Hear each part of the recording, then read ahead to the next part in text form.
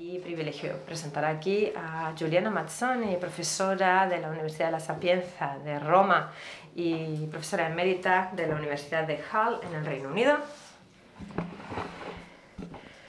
Y es la única psicóloga de la sala, eso ya lo descubrimos ayer. Y bueno, yo creo que en toda la conferencia, de hecho.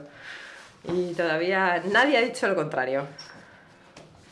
Así que sin más dilación, Giuliana, tiene la palabra adelante, por favor.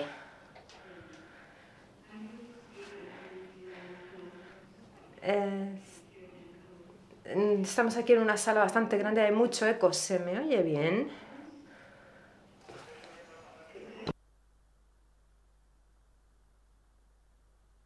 Yo estoy un poco incómoda porque tengo este eco aquí y es un poco difícil hablar así.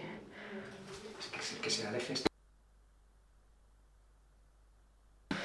No suelo utilizar micrófonos, así que espero que no sea complicado y os deje sordos porque hable demasiado fuerte.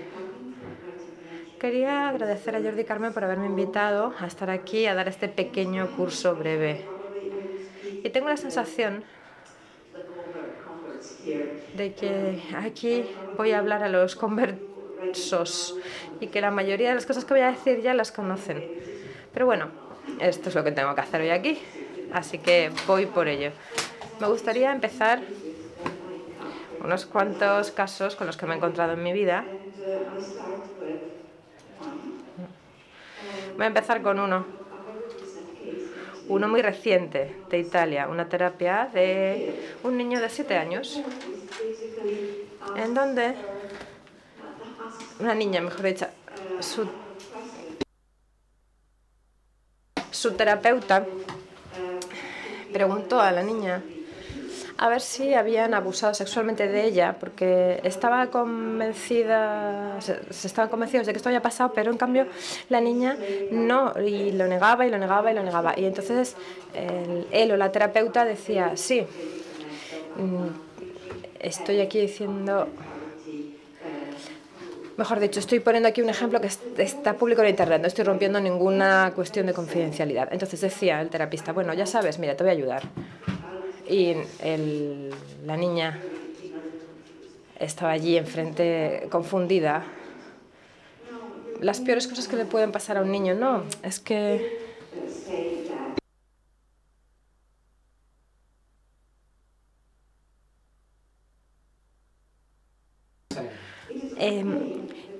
Y entonces dijo, no, el terapeuta dijo, no, tu cerebro está ahí porque es que hay veces que no recuerdas algo y que se te olvida. Y si te pasas todo el día pensando en cosas malas, pues al final no puedes hacer nada más porque te lleva mucho dolor y entonces el cerebro tiende a olvidarlo. Es como lo que te pasa aquí, ¿verdad? Pero yo te voy a intentar ayudar, te voy a ayudar a que no te olvides y que no pienses y tal. Y entonces... resulta que hay una parte del cerebro que está muy enfadado, mucho más que enfadado, verdaderamente enfadado. Bueno, aquí no voy a decir en voz alta la palabrota que aparece en pantalla. Y dice la oradora. Y entonces tienes derecho a estar verdaderamente enfadado. Y voy a contar otro ejemplo.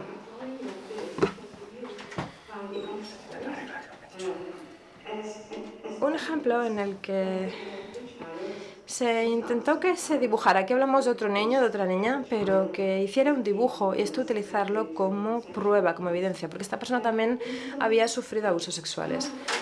Y esta prueba traída aquí por el perito al tribunal era una serie de dibujos de este estilo y había que interpretar los dibujos. Ella los interpretó, era una terapeuta.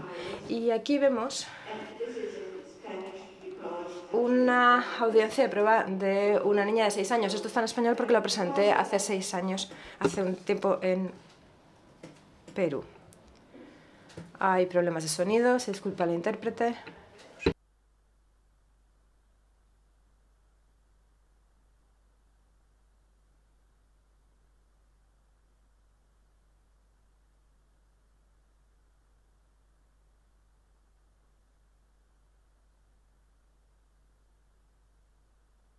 Lamentablemente los intérpretes no reciben el sonido, no podemos seguir.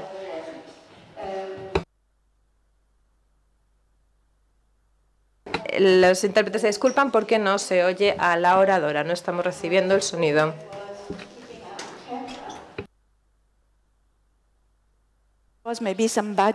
Ahora, bueno, pues parece que alguien llevaba una cámara. No, pero vuelve a decir aquí abajo, no, aparece no muchas veces la palabra. Y aquí continúa esta conversación y sigue insistiendo, insistiendo. Dice, pero sí, había alguien con una cámara, ¿no? Una cámara, y repite la palabra tármara. Y no, que no, el niño, la niña vuelve a negarlo. Pero dime, sabía que había allí alguien, compañía, la niña no responde. ¿Quién estaba llevando la cámara? ¿Quién la tenía en la mano? Y el niño o la niña dice al final, él. Y este él, el juzgado decidió que era el padre, que había sido la persona que acabó resultando como el culpable. Este tipo de pruebas hacen que la historia termine así, que al final el padre fue condenado por abusos sexuales. Aquí voy a poner otro ejemplo.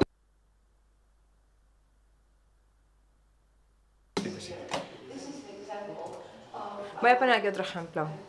For the preliminary investigation that does the interview of a child, this is a... Los intérpretes se disculpan, pero sigue habiendo problemas de sonido y no lo recibimos bien. Esta es otra historia de un ejemplo en donde los testigos vulnerables están en una zona diferente. En los países españoles es una especie de habitación, la cámara habitación Gazelle le llaman. En Italia normalmente suele ser el psicólogo o el psiquiatra quien escucha a los niños y lo hace. Pero normalmente en este caso la jueza decidió hacerlo ella para la investigación preliminar, directamente hablar con la niña. Y este es un ejemplo de cómo no deberían hacerse las cosas. Aquí hay una persona sentada, espero que pueda verse. He intentado esconder la cara lo máximo posible. Esta persona que está aquí es la jueza. La jueza recibe a la niña que está sentada en el suelo. Y cuando entra en la sala, empieza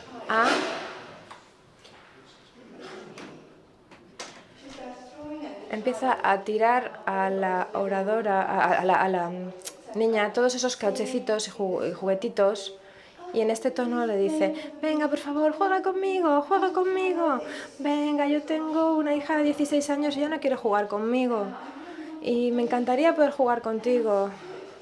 Y esta niña, que tenía como 3 años, miraba a esta mujer en plan de ¿qué quiere de mí? Y entonces se escondía y se iba detrás de su madre. Había 3 adultos en la sala y se escondía detrás de la madre y estaba evitando acercarse a la jueza. No quería jugar. Y durante 1 hora y media...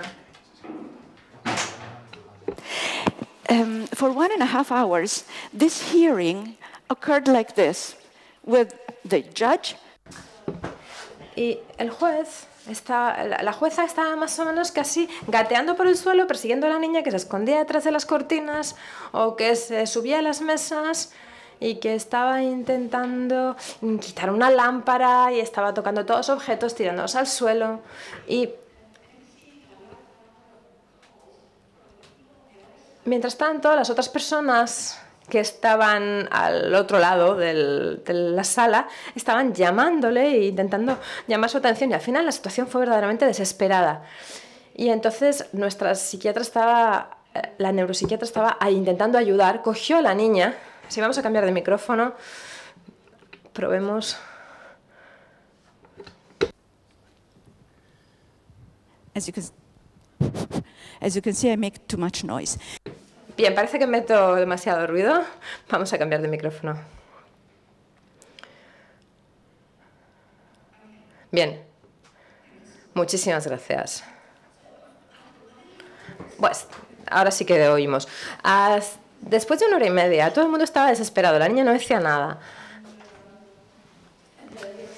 Y la neuropsicóloga se llevó a la niña, la sentó sobre su regazo y le forzó y le dijo, venga, enséñame cómo haces las cosas con tu padre. Directamente, enséñame, no enséñame, porque eso sería más normal, sino que le dijo exactamente, enséñame cómo, no sé si decir esta palabra aquí en una reunión pública, cómo chupas las partes íntimas de tu padre. Y en esos 2 minutos parece que ya decidieron con lo que sucedió que había pruebas suficientes para este asunto. Y hay muchísimos ejemplos como este.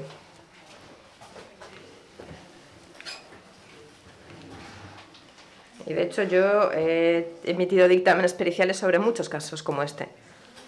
Y aquí yo tengo una pregunta, ¿no?, para los que estáis en la sala. ¿Estos son pruebas admisibles?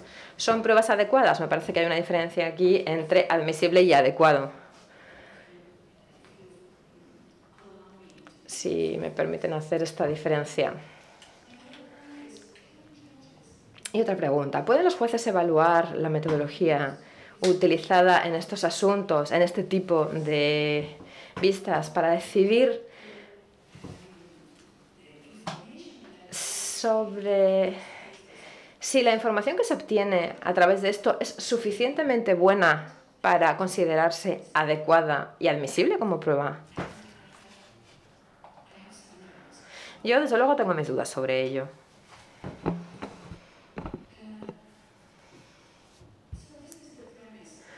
Digamos que esta es la premisa, y esta es mi pregunta principal aquí para ustedes.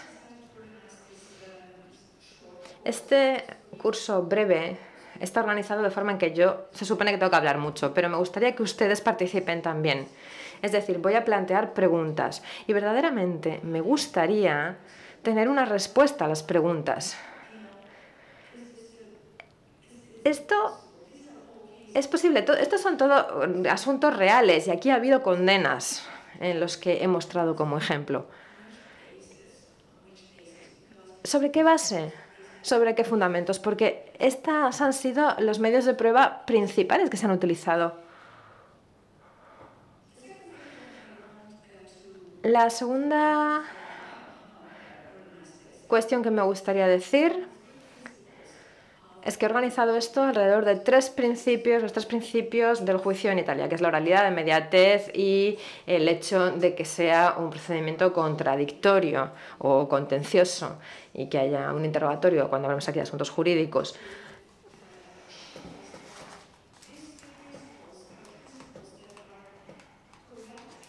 Y estos principios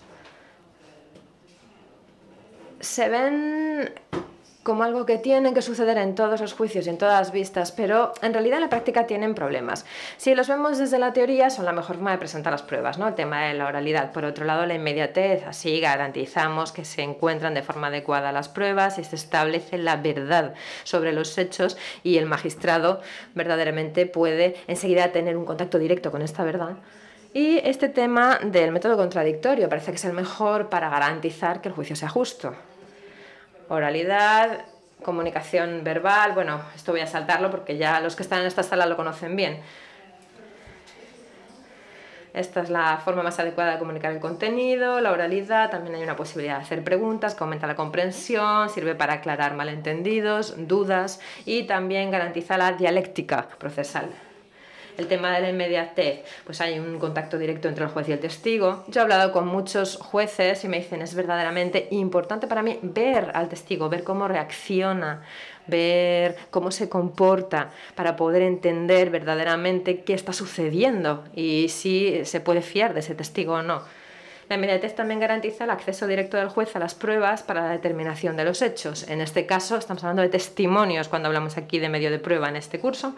Y también proporciona al juez una información inestimable sobre el testigo y la característica del contenido y su forma de informar. Es decir, sirve de base directa de motivación al juez para poder evaluar la situación. Si digo algo erróneo, por favor, señálenmelo.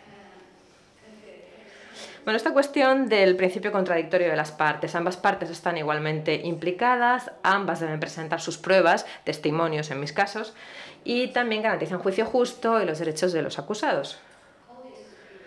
Todo esto es verdad. Lo que pasa es que sucede que la psicología nos proporciona mucha información para poder dudar sobre esto. Y esta información no significa que lo que yo esté proponiendo aquí quiera decir, bueno, venga, todo el sistema no vale para nada y estos principios son inútiles y los tiramos por la ventana, sino que quiero decir que hay información que conocemos sobre cómo funciona la mente humana.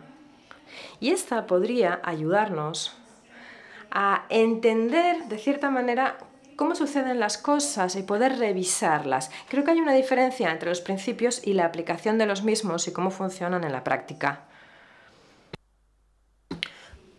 Estaba esperando poder tener un café, pero la cafetería estaba cerrada. Me encantaría un café.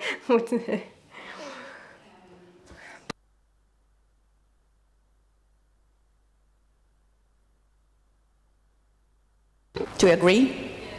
Yes, we all agree. Yes, 9 in the morning is like that. Sí, por la mañana estamos todos un poco dormidos. El café nos viene bastante bien. And why do ¿Y por qué estoy cuestionando esto? Y después voy a presentar pruebas y evidencias y hasta aburrirles hasta la saciedad aquí para que entiendan qué quiero decir. Lo que quiero decir es que las pruebas que proporciona la psicología sobre hasta qué punto el informe de un testigo honesto. No estoy hablando aquí de nadie de buena fe que mienta, no, hablamos de alguien que es inteligente, colaborador, agradable.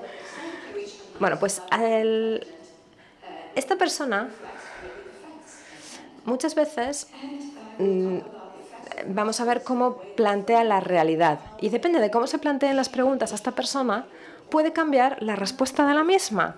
Y al final puede haber un defecto en la información, porque hay muchísimos estudios sobre esto. Immediacy, I will talk about implicit social judgment. Para el tema de la inmediatez hablaré de los juicios sociales implícitos y los prejuicios implícitos. Yo creo que los jueces son personas, tampoco son inmunes a esto. Todos somos personas aquí al final. Y los seres humanos estamos sujetos al mismo tipo de principios, al mismo funcionamiento mental. Entonces, es cierto que hay una serie de mecanismos universales de funcionamiento de la mente humana que se aplican universalmente a todas las culturas. Es decir, todos formamos parte de esto. Y luego voy a hablar también del papel de una atención que las personas prestan implícitamente a los elementos espurios de las decisiones sobre la credibilidad, la fiabilidad de los testimonios de los testigos. También voy a hablar de la necesidad que yo encuentro, siguiendo los resultados de los análisis psicológicos, de distinguir entre la evaluación de los testigos y la evaluación de sus informes. Es decir, la idea de la credibilidad y la idea de la fiabilidad. Los psicólogos le llaman validez, pero bueno, vamos a llamarle fiabilidad aquí. La fiabilidad de un testimonio, de un testigo, versus contra la credibilidad de un testigo como tal. O sea, por un lado el informe, el testimonio escrito y por otro lado un testigo. Y muchas veces aquí hay matices y yo a veces escucho a las personas decir, no, credibilidad en general, pero no. Es muy difícil entender qué quieren decir con esto. ¿Cuáles son los criterios que se han utilizado para medir esta credibilidad?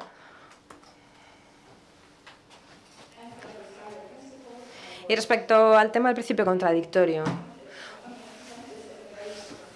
sé que estoy hablando aquí de manera muy superficial, pero me parece que las implicaciones son verdaderamente importantes. Voy a hablar de los sesgos del razonamiento, cómo cierta información se presenta de una manera o no y de pronto esto ya lo convierte en más poderosa o menos. Se convierte directamente en más poderosa por cómo funciona en consecuencia nuestro proceso de razonamiento. Aquí tengo una visión general de la charla de esta mañana. Y creo que me voy a saltar la parte de los testimonios, porque ya todos sabemos que es algo verdaderamente importante. Simplemente voy a señalar un par de detallitos sobre esto y después voy a presentar aquí una premisa importante. Es decir, la psicología es una ciencia y probablemente aquí estoy hablando con conversos, pero es que incluso ayer yo hablé con una persona de aquí, en el Congreso, y estaba diciendo, bueno, ya sabe usted, yo soy científica. Y ella no se rió de mí directamente, abiertamente, pero casi, casi. Entonces, jaja, una científica, psicología. Bueno, y yo dije, de verdad, mire, yo hago estudios, utilizo la misma metodología que utiliza un biólogo o un químico, etcétera, etcétera. Y ella se sonrió, digamos, ¿no? Entonces, me gustaría recordar aquí todo el público, espero que no les moleste, que la psicología es una ciencia. Y también voy a facilitar información sobre los errores más habituales en las situaciones que he presentado antes, por ejemplo, y alguna información sobre cómo existen procedimientos para corregir esto. Ya se han propuesto y se han probado y parece que funcionan. De hecho, mejor que simplemente esta cuestión un poco de ley de la jungla de cada uno que evalúe cómo mejor le convenga. Bueno, pues el testimonio. Voy a saltarme esta parte, como decía, porque me parece que no es tan pertinente ahora mismo aquí. Pero sí hay una cosa que me gustaría mencionar. En principio, el testimonio es admitido cuando se limita a los asuntos de los que el testigo tiene conocimiento personal. No entiendo exactamente qué significa esto. ¿Qué quiere decir? Que si alguien oye algo de terceras, entonces ya no se puede. Los rumores también se quedan excluidos. Como paréntesis, quiero señalar aquí que en Italia, que la Fiscalía de Milán en el año 2004 a 2009, no estoy segura, emitió un protocolo procesal específicamente admitiendo los rumores y las cosas oídas por terceros como pruebas para la fase preliminar de la investigación.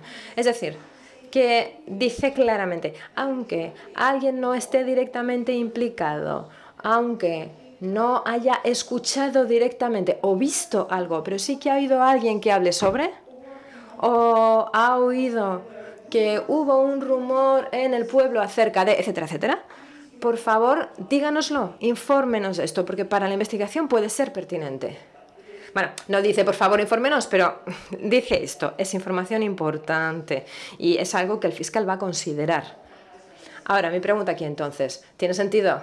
No lo sé, la verdad es que no lo sé. Dejaremos la respuesta para más adelante. Espero que ustedes puedan responderme a todo esto.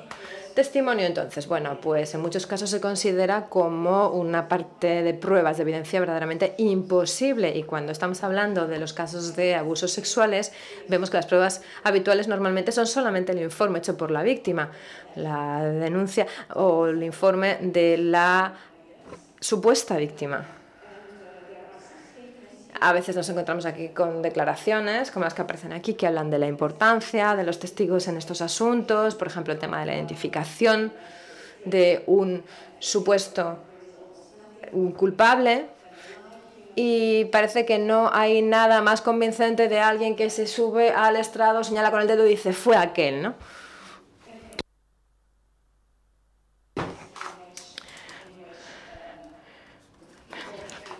Hay muchos asuntos en los que se ha condenado a las personas de forma errónea. Más adelante veremos aquí algún ejemplo.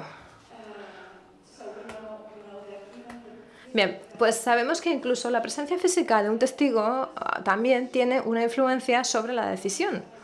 Aquí hay muchos estudios sobre el tema, sobre todo en relación con los jurados. Parece que los problemas con los testimonios son importantes sobre todo cuando hay un jurado. Lo que se dice aquí es que los jurados no dejan de ser personas legas, que no tienen ni idea de la situación. Y en realidad esto es cierto. Hay un estudio que se hizo sobre más de 500 personas que ha demostrado que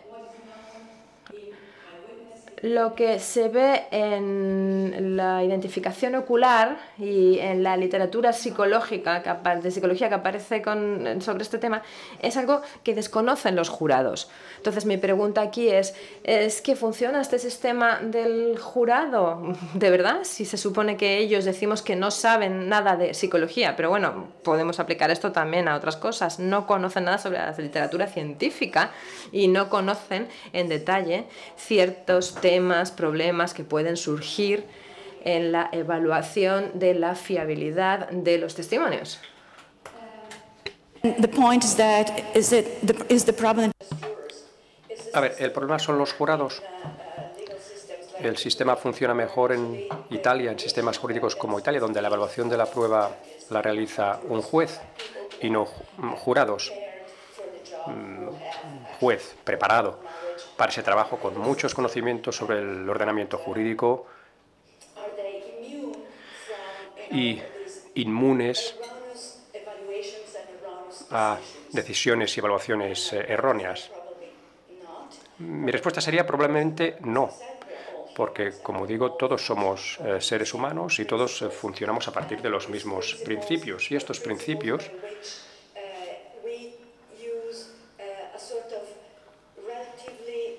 hacen que utilicemos toda una serie de sistemas implícitos, inconscientes a la hora de tener en cuenta las pruebas y para desgajar las distintas componentes de esa prueba. Incluso si el juez está bien preparado, el cerebro, su mente, tiene limitaciones y no puede tener en cuenta toda la información posible que debería tenerse en cuenta, si está disponible. Alguna información se ignora sistemáticamente, y no por mala voluntad o por incapacidad, sino realmente porque el cerebro tiene estas limitaciones en estas capacidades de tener en cuenta las pruebas. Y además tenemos sesgos cognitivos y ilusiones. Esto, en fin, daría para 2 seminarios adicionales, con lo que lo dejaré aquí. Pero todos tenemos esos sesgos cognitivos y por eso, o sea, la razón de ello, y de ahí mis palabras sobre 2 sistemas. Tenemos el sistema 1, que es un sistema rápido de razonamiento, un sistema que es el que utilizamos más en general en nuestras vidas y que ayuda a tener éxito, a negociar decisiones con éxito en la vida de cada día. Y allí la decisión se toma a partir de la cantidad mínima de información suficiente, y esta cantidad mínima de información suficiente se considera suficiente precisamente como para tomar una decisión. Este sistema es rapidísimo y es necesario que lo sea. Es un sistema que se desarrolló para hacer frente a peligros, por ejemplo. El sistema identifica una situación peligrosa y decide inmediatamente que lo es y reacciona automáticamente a ella. Pero eso no deberíamos aplicarlo en casos como este, claro. En su preparación, formación, los magistrados, los jueces aprenden a tener en cuenta y utilizar el sistema número 2, que es el analítico, el sistemático, a la hora de evaluar todo tipo de pruebas o medios de prueba. Pero este sistema también es limitado, tiene sus limitaciones. Utilizamos el sistema 2, que es la manera sistemática y analítica de razonar, y en esos casos no tomamos siempre en cuenta toda la información disponible. Y eso estaría en consonancia con esa ponencia que se plantea. La sugestión y también esa evaluación implícita rápida de los demás. Y luego volveré a estos temas, pero quisiera destacar de nuevo que la psicología es una ciencia. ¿Y qué quiero decir? Pues que hay momentos, yo como trabajo como experta en testigos en un tribunal, como perito, pues, en fin, pueden decir, sí, sí, muy bien, pero es tu opinión. Y tu opinión se enfrenta a la opinión de otra persona. Yo digo, bueno, ¿dirías lo mismo si fuera un ingeniero civil y no un psicólogo? ¿Dirías lo mismo si alego que los datos han demostrado que ese puente se derrumbó por A, B, C y D? Y además hablo de grados de probabilidad al respecto. ¿Diría lo mismo si fuera yo un perito forense que dijera, a ver, según las pruebas, lo que he visto, pues me indica que con cierto grado de probabilidad puedo afirmar que esta persona, en fin, que se le ha aplicado una terapia equivocada? Porque la psicología se considera una acción de aquella manera y se considera a los psicólogos pues, que solo realizan terapia, que tienen que entender a las personas, sus problemas, tienen que intentar solucionarlos, pero la psicología no es eso. Eso es una pequeña parte de la psicología. Tengo que decir que hay personas que realizan afirmaciones ofensivas.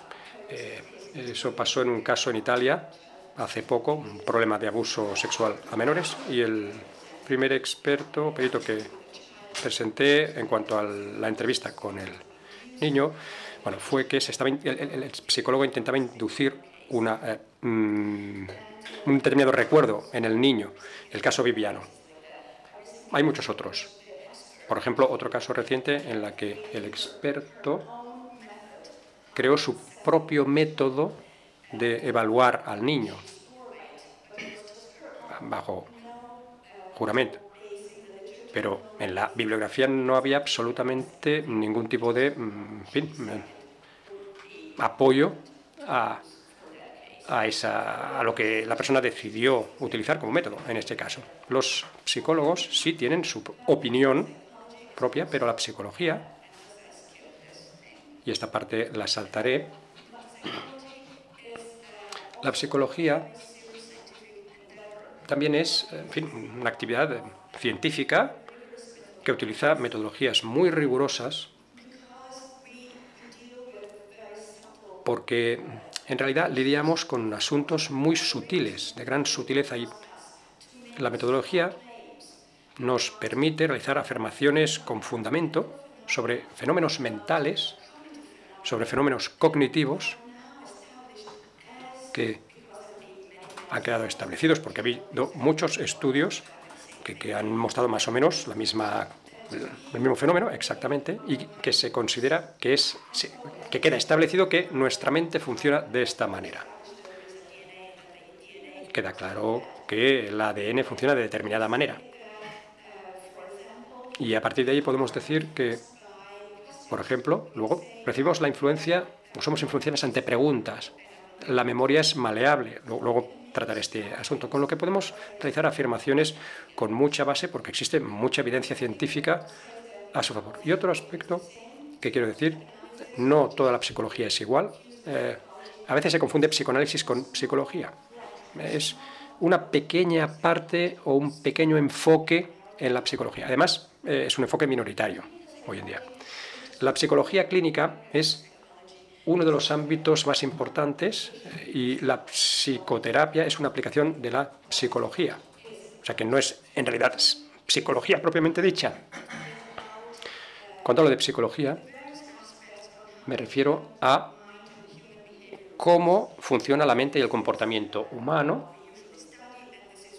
Es nuestro campo de estudio y por eso pues, podemos realizar las afirmaciones con fundamento que les comentaba antes. La pregunta sería, pues, ¿puede cualquier tipo de psicólogo convertirse en un testimonio pericial en un tribunal y examinar a personas, testigos, por ejemplo, o personas implicadas de alguna manera en un caso? Y la respuesta sería no. hay que tener una preparación específica para ello.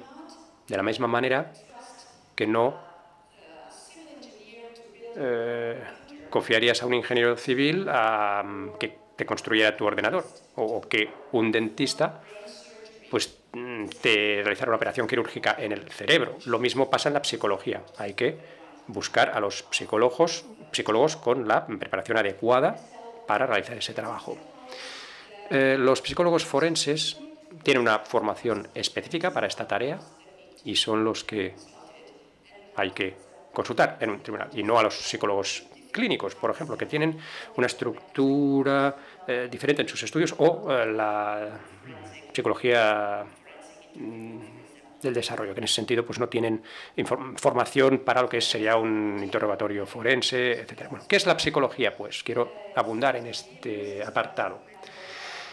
Estamos hablando de procesos mentales y es una ciencia en el sentido de que utiliza mediciones precisas y cuidadosas, evita sesgos que pueden llevar o que puedan llevar a observaciones erróneas, con lo que realmente estamos hablando de un proceso mental objetivo, sistemático, cuyo objetivo es explicar, predecir y controlar determinados procesos y comportamientos. O sea, no controlar procesos mentales, sino ver cómo se estudian esos procesos mentales, con su correspondiente descripción física. Utilizamos su misma metodología. De hecho, creo que nuestras metodologías son más sofisticadas que las de la física, sinceramente, porque hay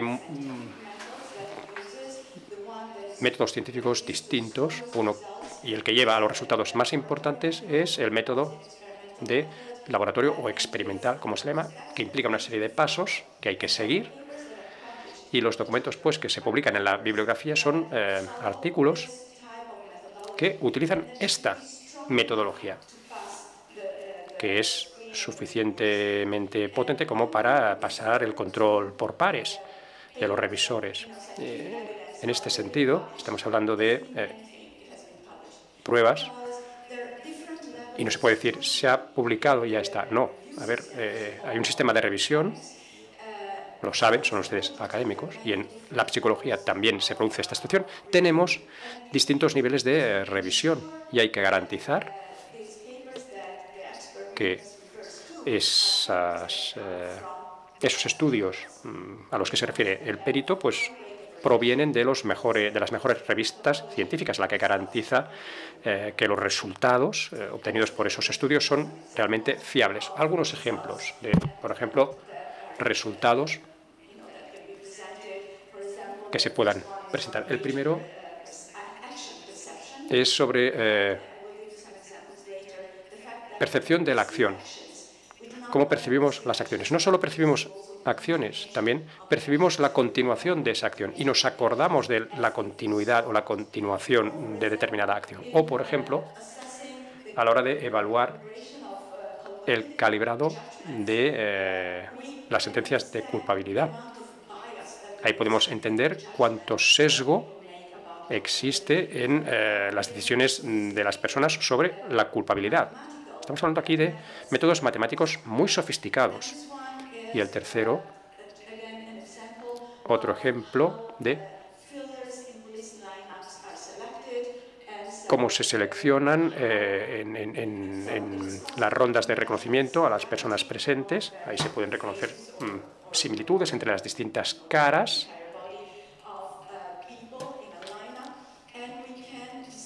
Y a partir de ahí podemos decidir a quién utilizamos o no y a quién es correcto utilizar o no en esa ronda de reconocimiento. Y eso lo basamos en el estudio matemático de las características de esas personas. O sea, no solo trabajamos con palabras. Estamos hablando aquí de una acción científica a nivel muy sofisticado. Y esto pasa mucho en lo que es el reconocimiento facial a la hora de identificar a culpables. También aparece mucho en lo que es razonamiento y toma de decisiones. También en mi ámbito concreto de trabajo, que es la memoria, con lo que creo que hay suficientes pruebas a utilizar y que hay que saber que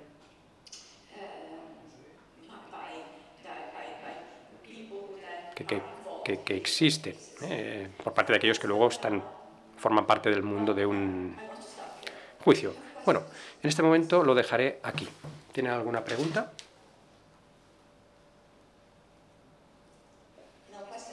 No hay preguntas ni comentarios de momento. Bueno, espero que no se hayan quedado todos dormidos, porque se sabe, sin el café de primera hora, pues es un problema. Bien, la oralidad ahora y la fiabilidad del informe del testigo. Informan sobre aquello de lo que han sido testigos, de lo que han visto. En este sentido hay cierto infantilismo en este enfoque, y eso es muy importante para nosotros. Es muy importante para nosotros negociar la vida. Asumimos que lo que está ahí, está ahí. Asumimos que lo que vemos es como lo vemos, pero en realidad no es así. Sabemos que hay ilusiones perceptivas y no podemos evitarlas. Sabemos que estas líneas son paralelas, pero nos es imposible ver que están en realidad torcidas. Estas dos líneas horizontales son exactamente del mismo tamaño, pero no podemos evitar ver que tienen una longitud distinta. ¿Por qué? Porque la organización visual del estímulo, o sea, este estímulo se organiza de manera que el cerebro calcula relaciones y el resultado de ese cálculo es lo que en realidad vemos. En este caso vemos estas líneas torcidas. Por ejemplo, aquí hay dos torres de Pisa, pero ¿cómo las vemos? ¿Cómo veis estas dos torres de Pisa? Una inclinada, las dos inclinadas, ¿las ven paralelas? La de la derecha parece que está un poco más inclinada, ¿verdad? Pues no es así. No están inclinadas, son exactamente la misma fotografía puestas una al lado de otro. Es la misma fotografía exactamente. ¿Cómo es posible que veamos aquí que una está un poquitín más inclinada a la derecha?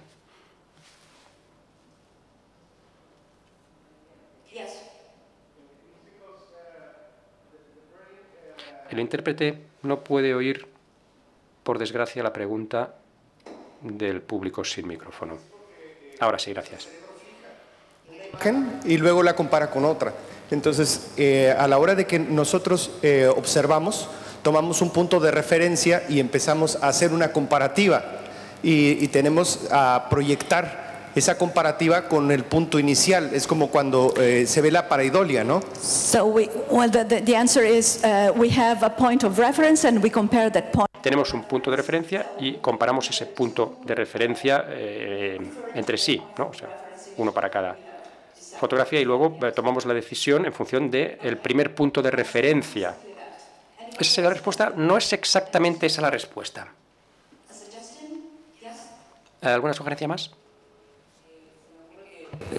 Sorry, it's in Spanish. Se me ocurre que es por el preconcepto o la idea que tenemos del lugar de que ya sabemos que la torre está inclinada, entonces la mente tiende a tener ya de antemano ese preconcepto y en el imaginario cuando lo ve inclinado. So we know that these are leaning towers and so that's what you're saying. Sí, vemos, o sea, es decir, lo que dices es que sabemos que están inclinadas y con tal tenemos este prejuicio al respecto. Gracias. Sí, Víctor me acaba de salvar la vida con este café. Oh, I feel better already.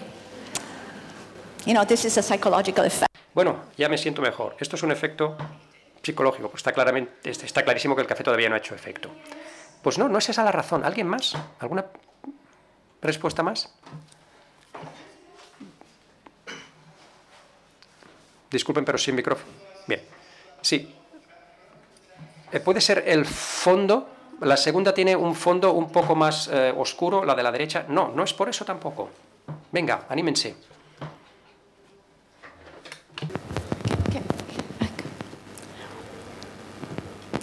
Well, maybe then I have... Creo que es el principio de la percepción. ¿De la? En el principio de la percepción, si nosotros observamos el todo, ¿De la? ¿Percepción? ¿Cuál principio de la percepción? ya, hay una premisa o una regla que si nosotros observamos de manera individual las cosas, podemos percibir a hacerlo de manera general. Por eso siempre es necesario mejor ver cada parte antes de observar la suma de todo. Evaluate each single part before. Evalúan cada parte individual antes de hacer la observación de la globalidad. ¿Sería eso? Bueno, nos estamos acercando, sí. A ver, allí al fondo. And then I stop this, otherwise we will. Y luego, por supuesto, les voy a dar la respuesta, porque si no estaremos aquí un día entero. Bueno, pues la verdad es que quizá nuestro cerebro no está diseñado para percibir dos objetos exactamente iguales. Bien, que el cerebro no puede en ningún caso decidir que dos objetos son exactamente iguales. No, no sería eso. Vean, piensen sobre cómo observan ustedes dos líneas paralelas que se alejan en el horizonte. Las ven convergir una con otra, en el punto de fuga. En un punto en el que al final se tocan. Pero son líneas paralelas. Imaginen que están mirando una vía del tren. Usted está aquí y las observa a distancia. Bueno, se llama perspectiva. Esto luego Paolo Uccello por primera vez la desarrolló en pintura. Lo que nos dice el cerebro aquí es que aquí no hay ningún punto de convergencia. Las dos están una al lado de otra y si fueran paralelas, como nos damos cuenta de que las torres son muy altas,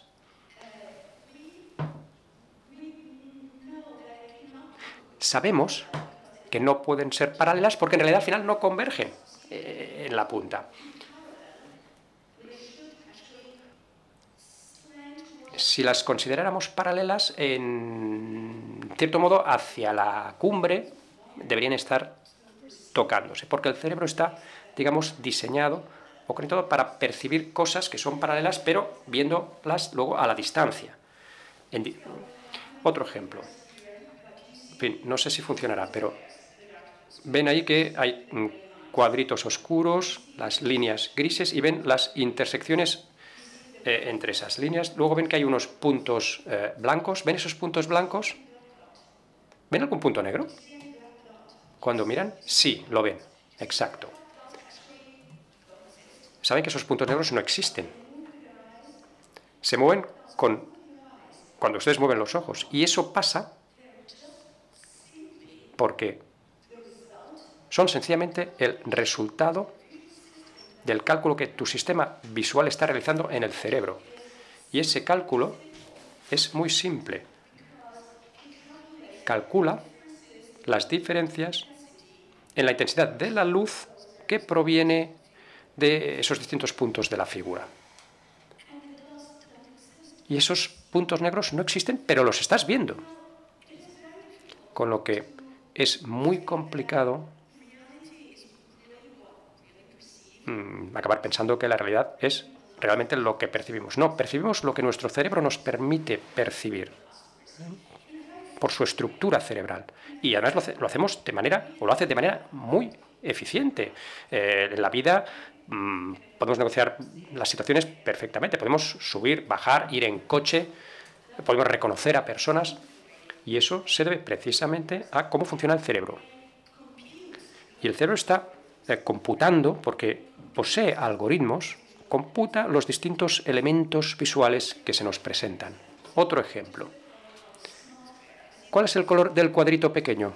Ven un rectángulo, un cuadro grande como azul. ¿De qué color es este pequeño rectangulito? Verde, gris. Gris, ¿verdad? ¿Cuántos dirían que es amarillo? Nadie. ¿Cuántos dirían que es rojo? Nadie. Pues es rojo. Es un color rojo, ¿verdad? Bueno, ven. sea, ha sido enmascarado, digamos, lo he enmascarado, lo he cubierto con ese otro cuadro. Y aquí lo vemos rojo, un poquito verde, ¿verdad? Con ese tono verdoso. Pero ¿saben que es rojo? ¿Saben que esa fruta es roja? Bueno, ese sería el color real, ¿no? Gris, verde, con algo de blanco. Pero en este caso lo vemos rojo. ¿Por qué? Porque sabemos que esa fruta es roja. Si supiera que estamos hablando de tomates verdes, pues lo verían verde. O si fueran manzanas amarillas, pues lo percibiríamos aquí en color amarillo. Pero el color real es este, en el cuadrito pequeño, ¿lo ven? Y no solo eso. ¿De qué color es la barra debajo de esas fresas? Como rojizo, ¿verdad? Bueno, pues no lo es. Es gris, claramente. Lo que percibimos no necesariamente es lo que está ahí delante realmente. Lo que percibimos es algo que es la combinación entre lo que nuestro cerebro nos permite percibir, por esos cálculos que realiza, y nuestros conocimientos. Y son procesos de arriba a abajo que tienen una influencia muy grande sobre nuestras percepciones. ¿Y por qué les explico todo esto? Bueno, tengo otro ejemplo que siempre muestro, porque si nunca lo han visto, pues en fin, no saben de qué estoy hablando, pero una vez lo han visto, cuando han visto que se muestra allí, ya no podrán nunca más volver a ver esta imagen sin inmediatamente ver los objetos que están allí representados. En realidad hay dos objetos.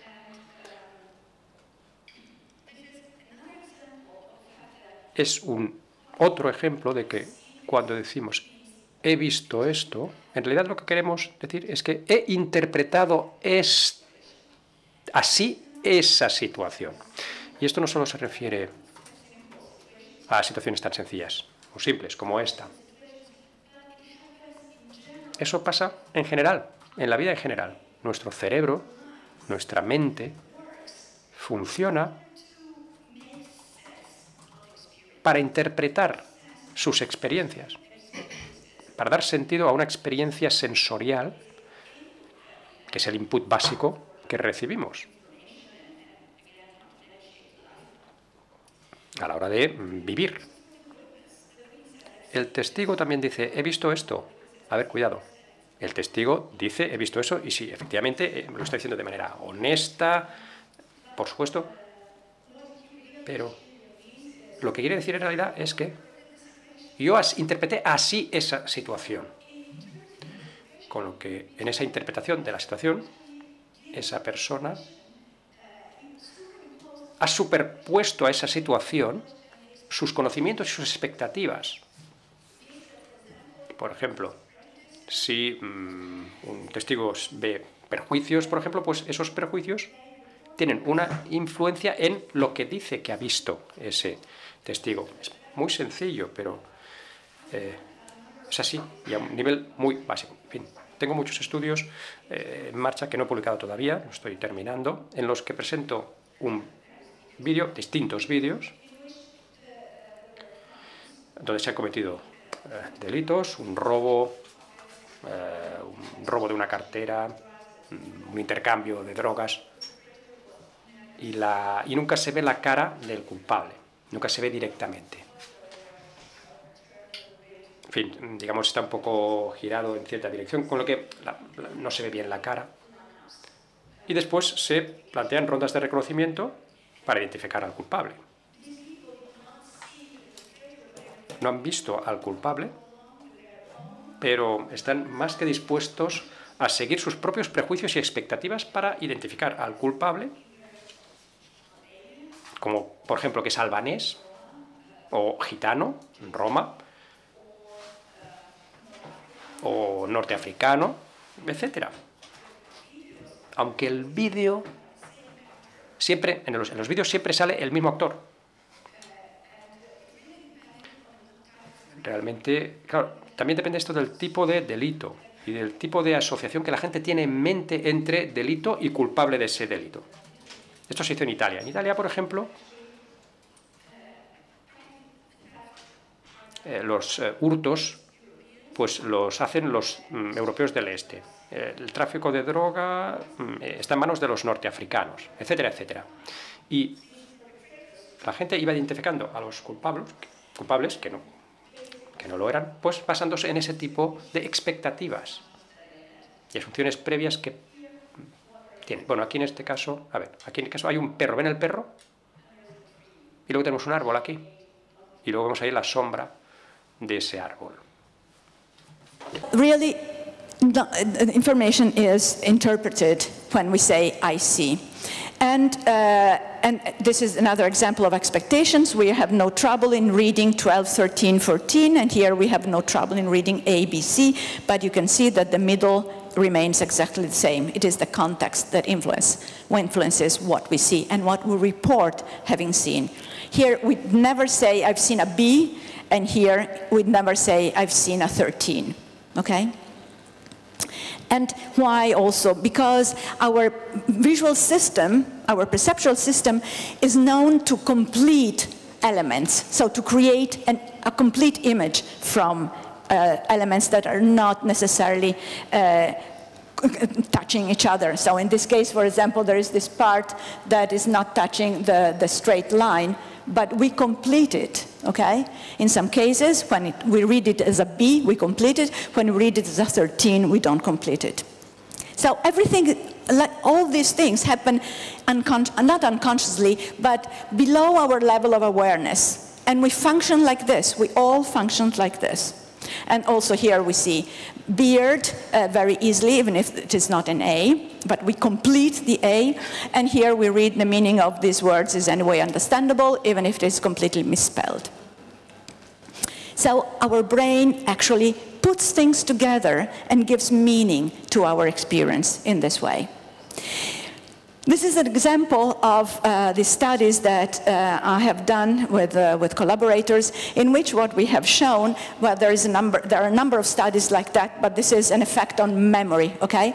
So if you see a scene like this one, this woman holding the bottle in this way, what you then perceive and then remember is this, even if it has never been presented. So you report in the scene, you report that this woman grabbed a bottle to drink, okay? And so you recognize later this as if it was presented. In this case, the bottle is grabbed in a slightly different way, as you can see, and so what you tend to report is this one. So really, you perceive not just what is presented to you, but you, I could say, imagine the continuation of scenes, the continuations of actions, and this is extremely important when people report, you know, what has happened on a crime scene, because people report what they have seen, but people report also what their brain has completed. We have a sort of kinematic mental simulation in the brain that allows us to continue the scene, continue the action until it's more or less completion, okay? Something that makes sense. You know, seeing just somebody who holds a bottle like this, one says, what's this? But instead, if holding the bottle is for doing something, then it makes sense. And as I said, the inclination of the bottle matters a lot. And then there have been a number of studies, and this is an old one, which is not mine, in which a number of slides were presented of a woman going grocery shopping. And at a certain point, it has been presented also a slide in which the bags of the grocery fell on the floor, and the eggs got broken, etc., etc. And people recognized, of course, recognized the presented slides.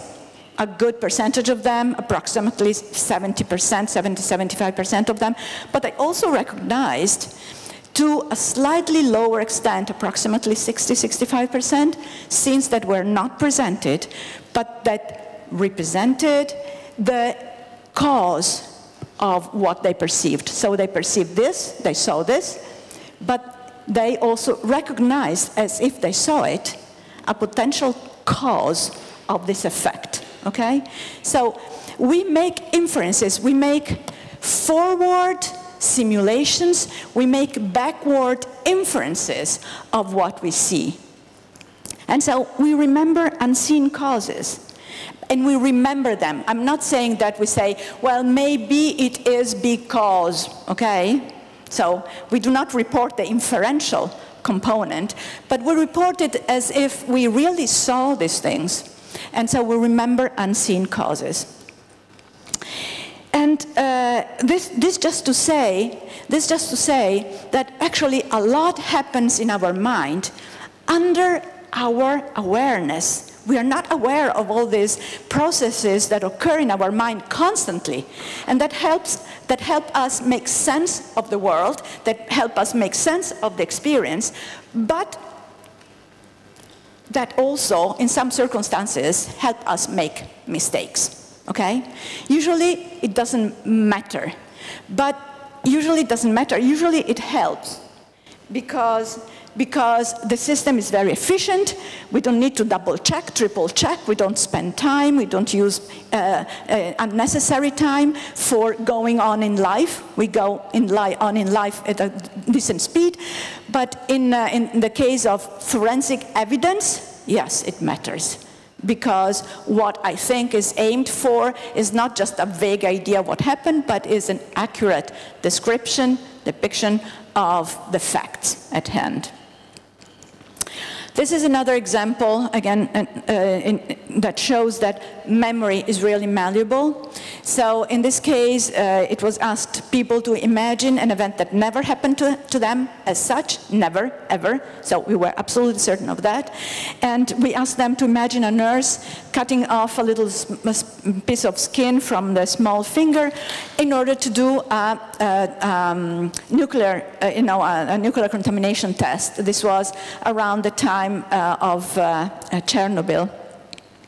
And what we found is that compared to a common event, which was a baby tooth extraction that might not have happened to people, initially people had basically no memories of this event, okay? No memories of this, taking off a little piece of skin.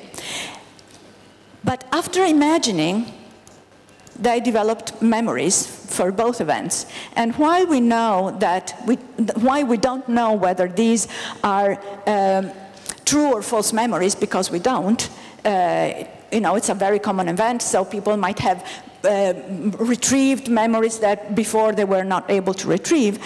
In this case, we know that these are really false memories. So these are memories that have been created by just the act of imagination. So after 1 week, after 1 month, people come up with memories for an event that never happened to them. And these memories are really good. These memories have the quality of a real memory. So these memories sound like, it was a small gray room, and there was a tall blonde woman in glasses. I remember my sense of fear. The procedure lasted longer than I expected. There was a strong smell of disinfectant in the room, which is one of the several examples that I can take from that type of study. And we asked people, we asked memory experts, actually to distinguish between true and false memories of this type from this study, and they were not able to.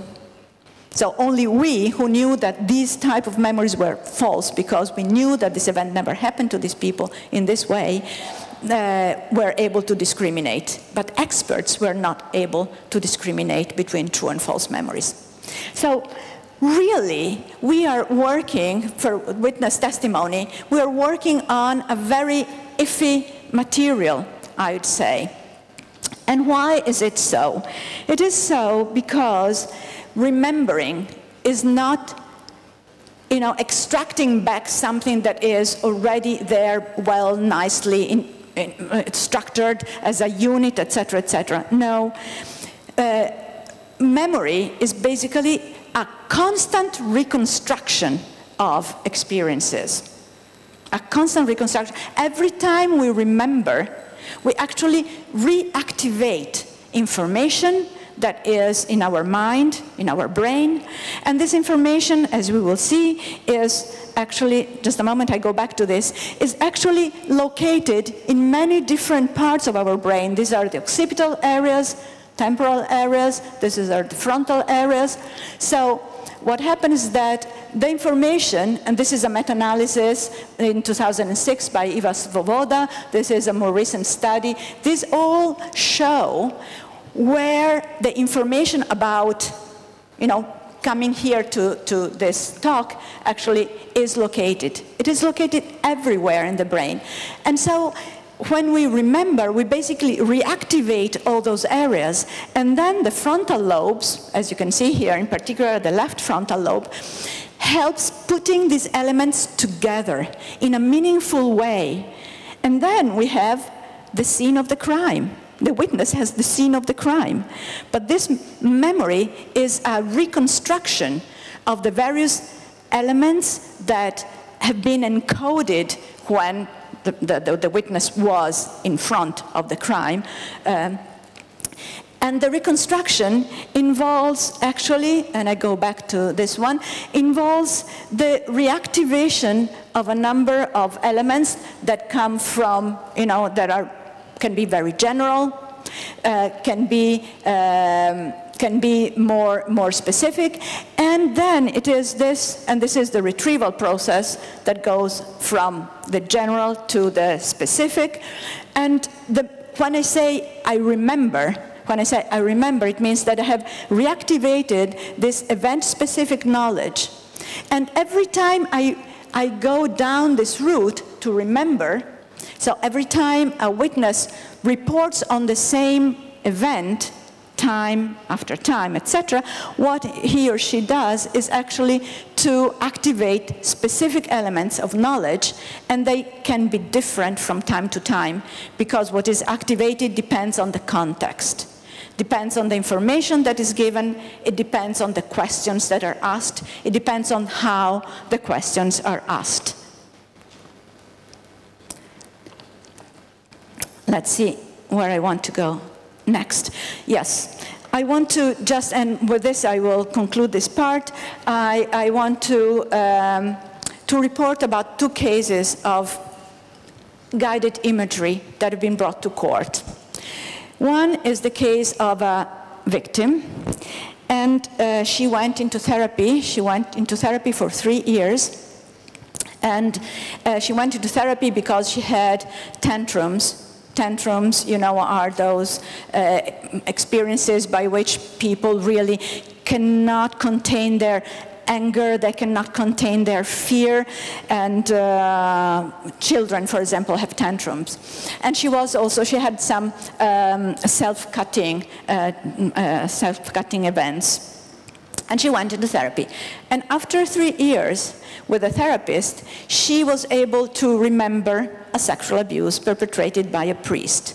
But how did this memory come about? At first, she did not remember anything at all. Anything at all. And then little by little, the therapist was saying, well, just have things come to your mind. Let things come to your mind. Whatever image you have in your mind, just report it. Draw the image. And I swear to God that it went like this. So the first image that came to mind was a sort of upside down V, okay? So 2 lines like this.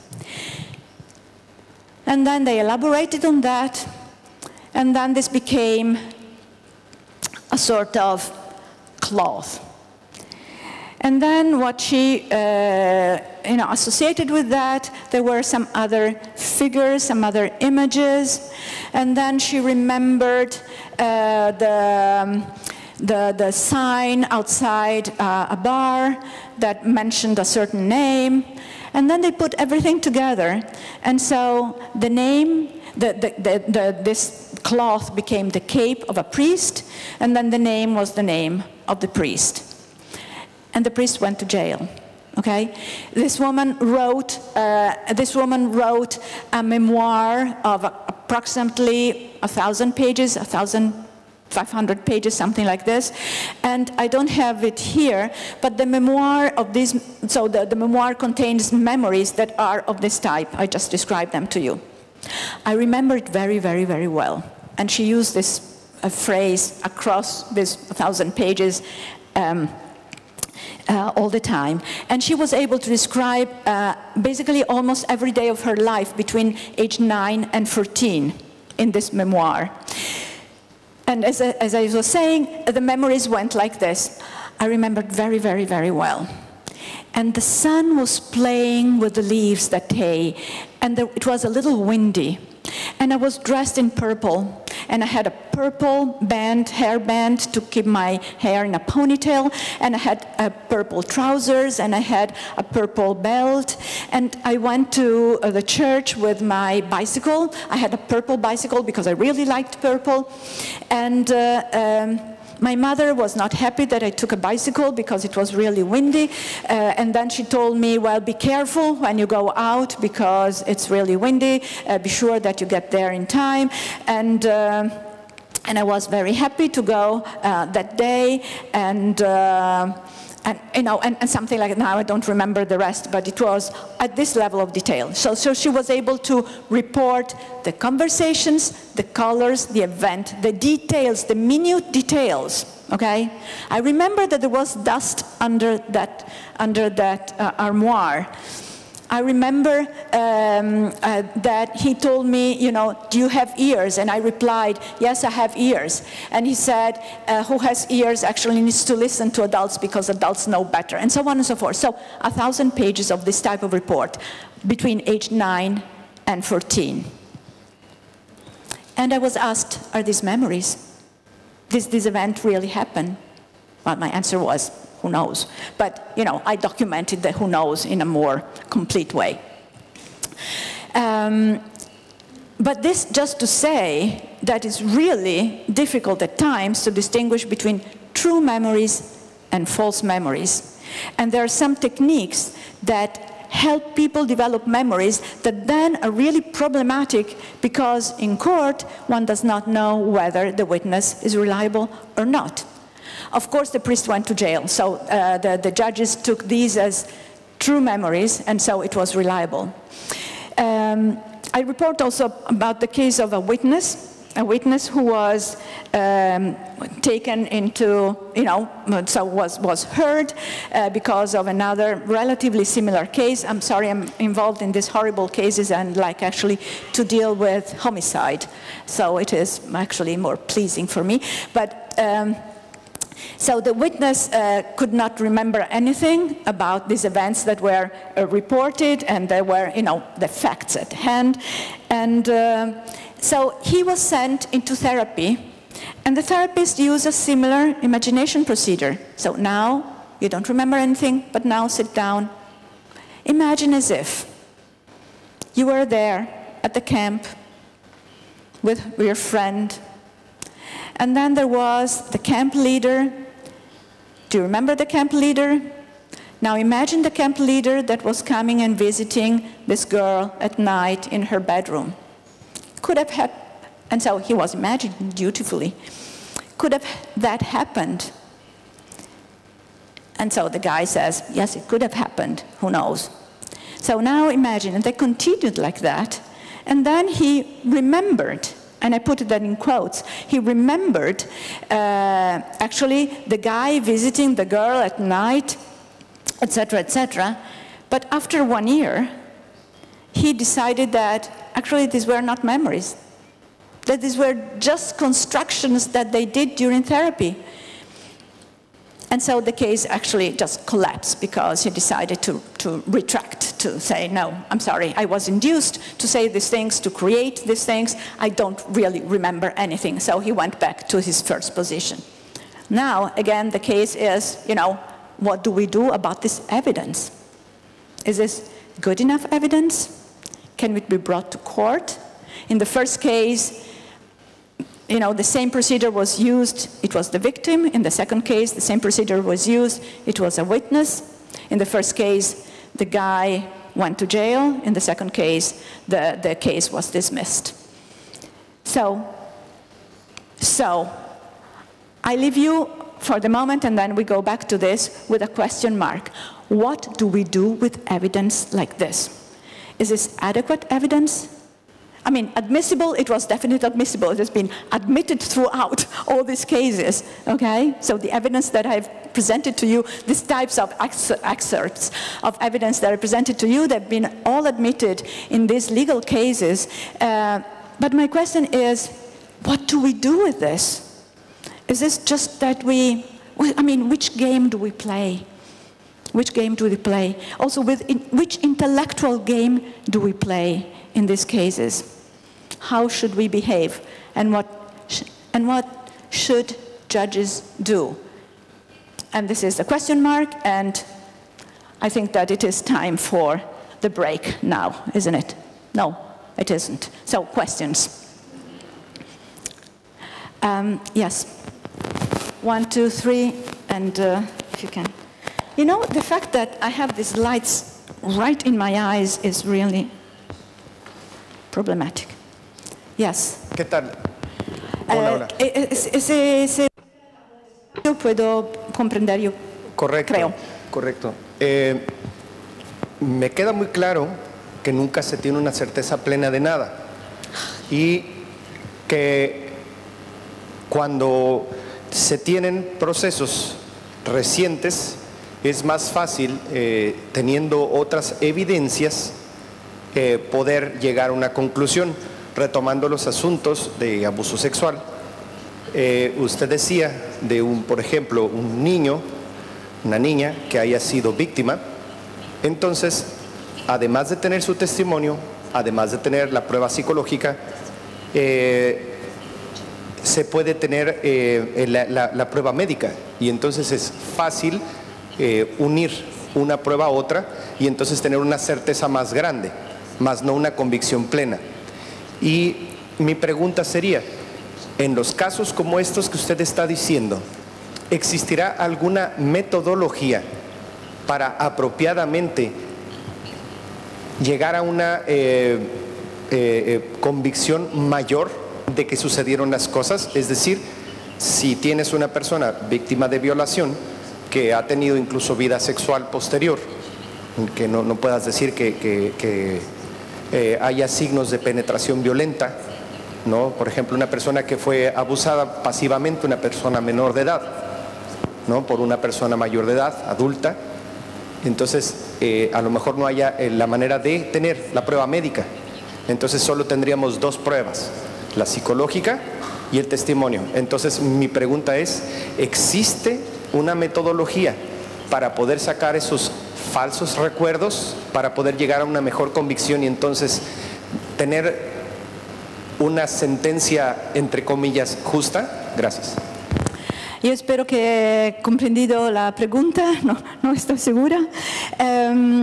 So, if I understood correctly. Así que bueno, si lo he entendido correctamente, lo que me estás preguntando es, primero, hay una metodología para discriminar entre los recuerdos verdaderos y falsos. A ver, estos casos cuentan también con otros medios de prueba corroboradores que también se utilizan. Tenemos el examen médico en estos casos de abuso sexual. Esto es algo adicional que sirve también para corroborar. Necesitamos utilizar distintos medios de prueba para poder mejorar nuestro nivel de certeza. ¿Es eso lo que estabas diciendo? No, I did not understand the question.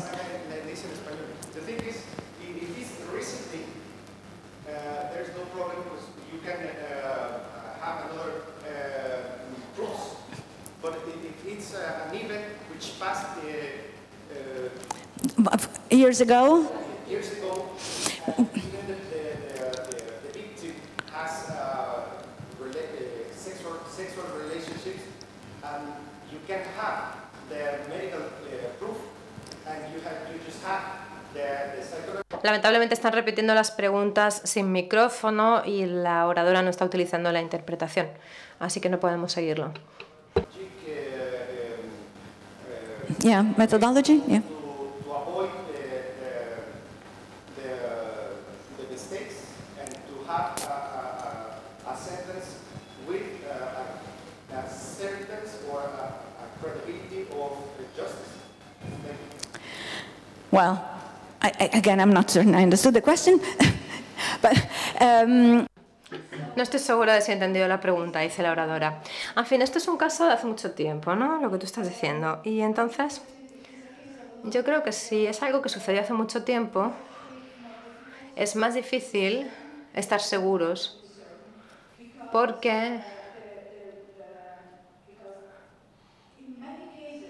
en muchos casos, lamentablemente, los únicos medios de pruebas que tenemos son estos informes de las víctimas, lo que han reportado. Es decir, víctima y testigo son la misma persona. Entonces, hay muy pocas pruebas que corroboren esto. A no ser que, bueno, que haya algo que surja más adelante de la persona que va al hospital o alguien que necesite cuidados médicos para seguir este abuso sexual, cosas así, ¿no? Pero también,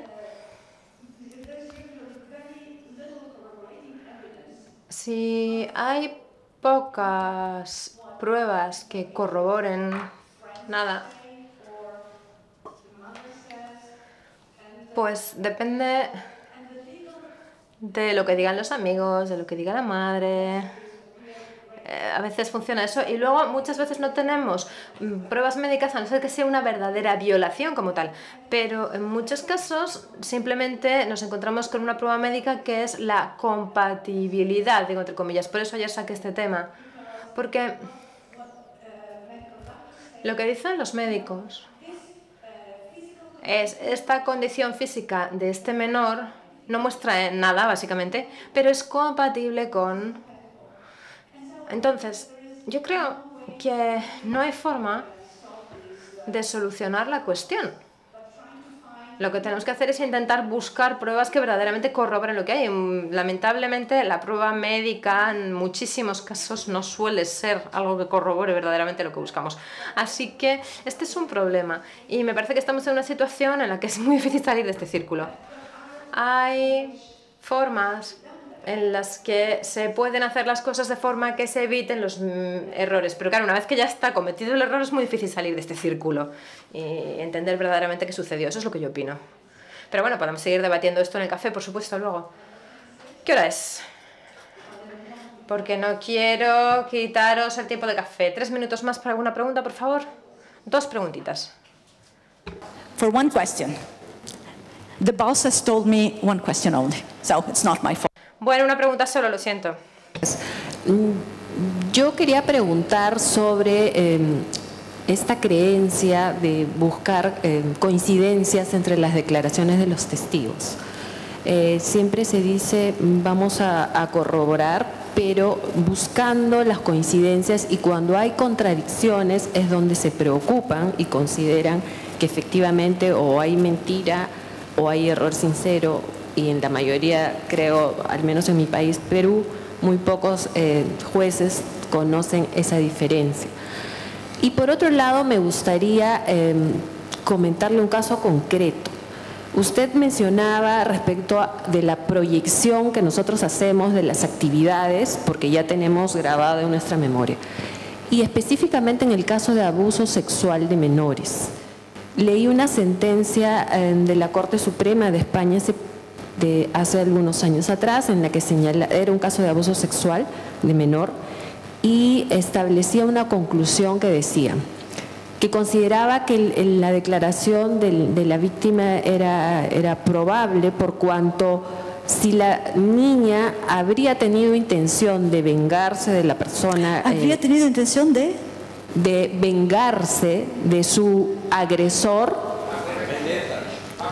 Take revenge. Okay, thank you. Porque su agresor era la pareja de su madre, y si consideraba que destruyó a su familia, podría haber relatado circunstancias mucho más graves de las que ella relató, ¿no? Entonces, ahí va mi pregunta. Si usted mencionaba que nos proyectamos respecto de las actividades, entiendo que esto estaría en función de lo que conocemos y de las actividades que ya hemos realizado, porque entiendo que una niña de 10 años no podría tener una imaginación respecto de esos temas de abuso sexual que un adulto que ha tenido otro tipo de experiencias. ¿Eso es así? Muchas gracias. See, in this case, do I think that I have... Bueno, tengo un problema con el español y no, a pesar de haberme tomado un café. If I understood the question is Sí, he entendido bien la pregunta. A ver, había un caso en el que esta persona se estaba vengando, según dices. Eso es una posibilidad, sí. Y hay situaciones en las que los niños a veces, digamos que son utilizados por de alguna forma, ¿no? Por los padres, por ejemplo, cuando hay un litigio jurídico. Entonces los niños acaban tomando parte del padre o de la madre. Y a veces pueden declarar cosas que, por un lado, o bien uno de los padres les ha guiado para que digan eso. Es decir, la exageración puede venir de los propios padres, no de los niños. Y también hay otros casos en los que la exageración simplemente es la creación del propio menor, porque quiere agradar. En este caso, sabe que está exagerando. En ambos casos que acabo de decir, este niño o niña sabe que está exagerando. Es consciente. Entonces, probablemente en estos casos debería ser posible, a través de un tipo adecuado, correcto de preguntas, llegar a entender que estas exageraciones son motivadas y de dónde provienen. Especialmente cuando hablamos de menores que tienen esta edad que estás mencionando, 10 años. ¿Bien? Bueno, pero sí, efectivamente, los menores pueden mentir. Y pueden mentir para agradar, por ejemplo, a sus familiares. Y también pueden exagerar de forma espontánea, sobre todo los niños más pequeños, pero también los niños a estas edades. Simplemente es porque aquí influyen distintos factores psicológicos. Aquí estamos entrando a la psicología clínica. Un niño o niña, me estoy acordando de un caso aquí, se convirtió en protagonista de pronto de la situación. Y este nivel de protagonismo le estaba ayudando a ella. Digamos, fue como beber mucho vino y de pronto estar muy contento y estar animado. Le dio esta especie de sensación de fama, de atención que estaba obteniendo. Estaba embriagado el niño, entonces se puso a exagerar simplemente para mantener el nivel de atención que estaba recibiendo en ese momento por parte de todos los adultos. Hay distintos componentes que pueden influir aquí y creo que un buen psicólogo es capaz de discriminarlos. No sé si he respondido a la pregunta porque lo siento mucho, pero tengo problemas para entender las preguntas esta mañana. Lo siento, a pesar del café que me he tomado. Pero bueno, si tenéis más preguntas durante el café, podemos seguir. Y volvemos aquí a las 11. Muchísimas gracias. With me. Y gracias por seguir aquí conmigo.